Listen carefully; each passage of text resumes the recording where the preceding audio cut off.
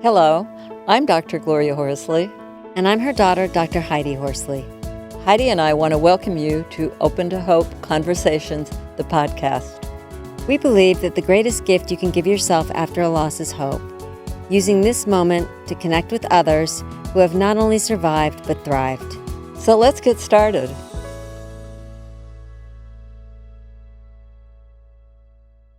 Welcome to the Open to Hope Show. I'm your host, Dr. Gloria Horsley, with my daughter and co-host, Dr. Heidi Horsley. Well, Heidi, we have got a really unique and wonderful guest on today because she does something with love letters, and she's going to talk about how they help with the grieving and the COVID and all that kind of thing. You want to introduce her, Heidi? Sure, I would love to. And Janet has been on our show before. Janet Gallin produces her own talk radio show called Love Letters Live. She also has her own YouTube channel. She has written a column for theexaminer.com, and she leads workshops and provides consultation to private and corporate clients. So welcome to our show, Janet. Thank you, dear. Now tell us about love letters. What do they mean to people, and what's your take on it? You know, what they mean to people is huge. I became aware a long time ago that in any life experience, whether it's a good one or a horrible one, there are the seeds of a love letter to someone. And I know that what you do with Open to Hope, it's remarkable what letters can do. I had an experience recently that one of my guests had written a love letter to a friend of hers, a very dear friend. This was many years ago. And this friend died just recently.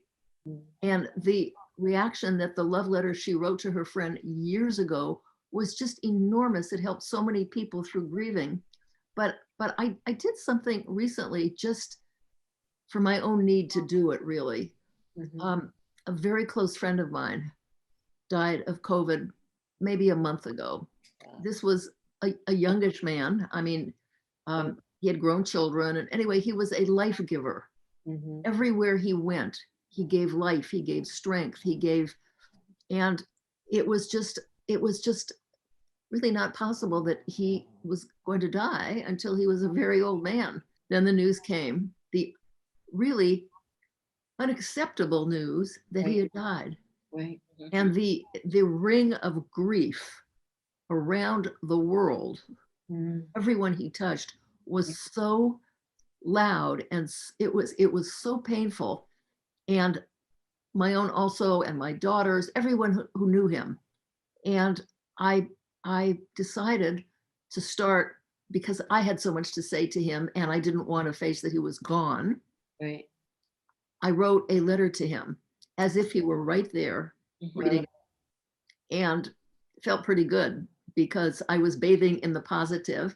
And you know, when you write a letter to someone who's gone, it brings them right back to your side somehow, all the specifics. So I started a project called Dear Rabbi Rinda Now. And I offered students and friends and everyone to write a letter to him as if he were there reading it. I love this, Janet, because I feel like sometimes there's unfinished business. A Not lot. only can you say goodbye, but you can talk about the unfinished business you might have had, or That's things you right. wish you had said. And people did, and people talked about how they can't accept that he's gone. You know, I can't believe I'll never see you again. But mostly they talked about how much they loved him, Wow. how much they love him. And anyway, I collected them all. I bought a beautiful box, and I'm going to send it to his, I can't even say widow. I guess, yes, his widow. Wow. And she will have something remarkable. But not only that, the legacy, her children, their children. It's not like an abstract, like you're giving a talk at a funeral or something where you say, and this is what he did, and this is what he did. Because you never would be able to do in a talk to say, I miss you, I love you. You know, it's personal. You're able to talk about your personal feelings. When somebody's gone, so often there are phrases like, he will be sorely missed. Passive voice, there's no one home. Right. I don't know who's saying that. This is so specific, Yeah. specific love from one person to another. So, you know, it just felt really good to do that.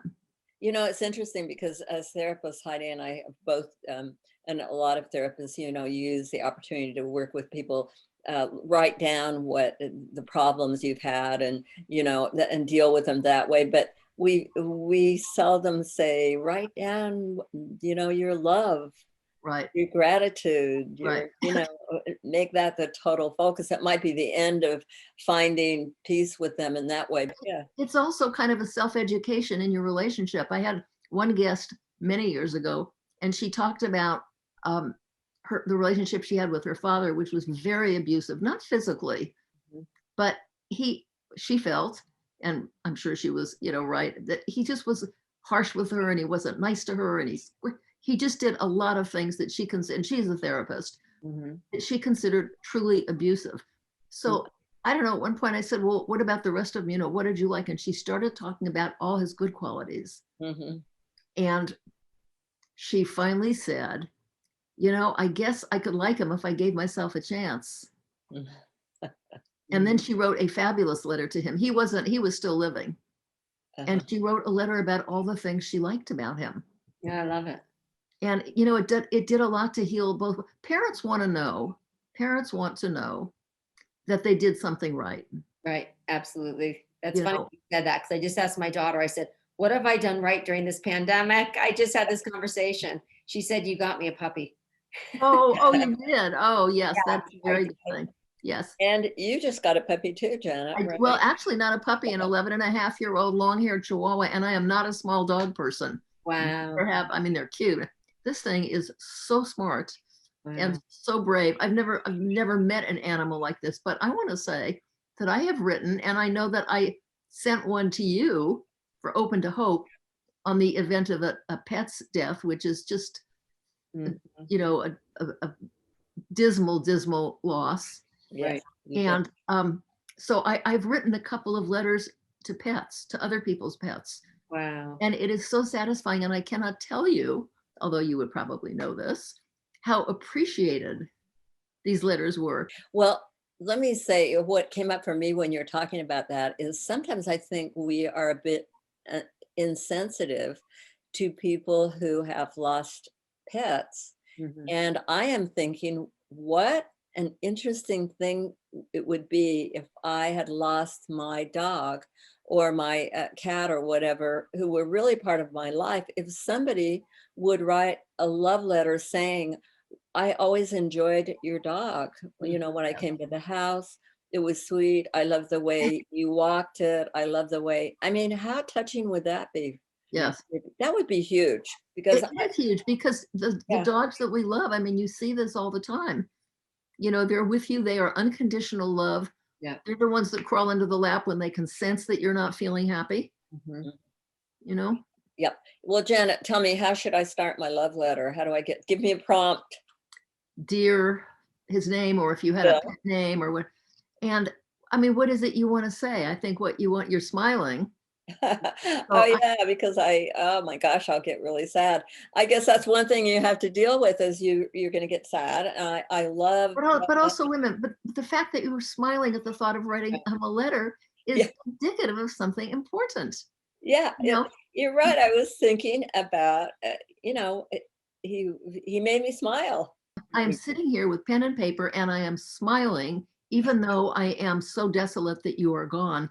But I'm Mhm. smiling at the thought of talking to you and Mm, telling yeah, you everything I remembered. And it may be too long for one letter. I may write a series of them. right. I love it. I Yeah, do too. I yeah. really like that.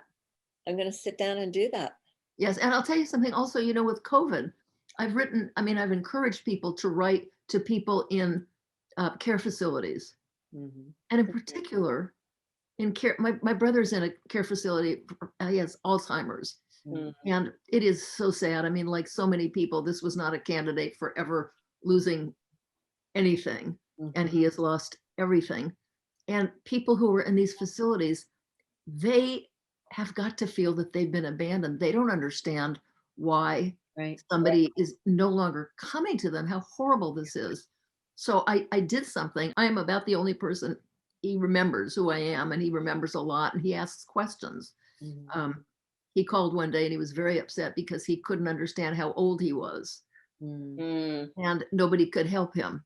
Right. And I told him, and I explained when he was born, and I said, and then the next year in 1945, you were 1, and then the next October you were, and I got all the way up to 6 years, and he was just teary, and he said, "Thank you. You're the only one who could explain this."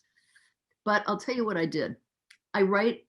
I'll drop him a card. It's so important for people to do this. Just drop a note saying, "I'm thinking of you." Right. But what I did was I made a little Zoom. I made a little Zoom recording of myself talking to him. Oh, I love that. Nice. And I sent it. It was, "Dear Jonathan, hi, honey, it's me. And I just wanted to say hello." And, he's not so good at reading a letter, although he keeps everything with my handwriting on it. Wow. And he looks at, but the point is, I did this little Zoom card, kind of a Zoom video, 2 minutes, not longer. And I sent it to the woman who is his companion to show him. I love that. Wonderful. What a great And, idea. and it felt to him like I was there. Tell us what you're doing now. For corporate things and private parties, I do life histories in verse as an entertainment piece. And they're complicated. They're not simple things. And by the way, they touch on the good, the bad, and the iffy, but all with a sense of humor. Right. And So people give you the bios of people there, and you do verse for the what Yeah. fun. and the relationships. And people are able to accept in verse with kind of a tongue in cheek things about themselves that they would never be able to accept if somebody just leveled it at them as an accusation. Mhm. And it has healed relationships. How can people get in touch with you? Love Letters Live at Comcast.net. Do you work with people privately online? Yes, I do. And I work with people privately in writing emotionally difficult letters. Okay. I like that. Yes.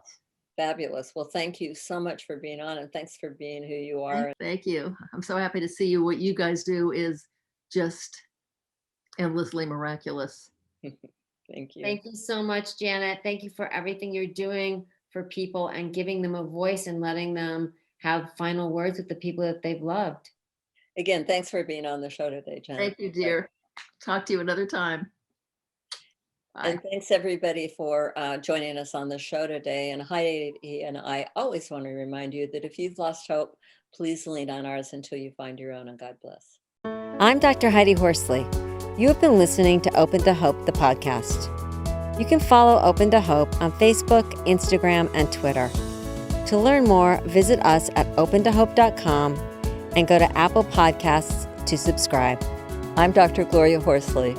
Join us again next week for another Open to Hope conversation, where we invite you to lean on our hope until you find your own.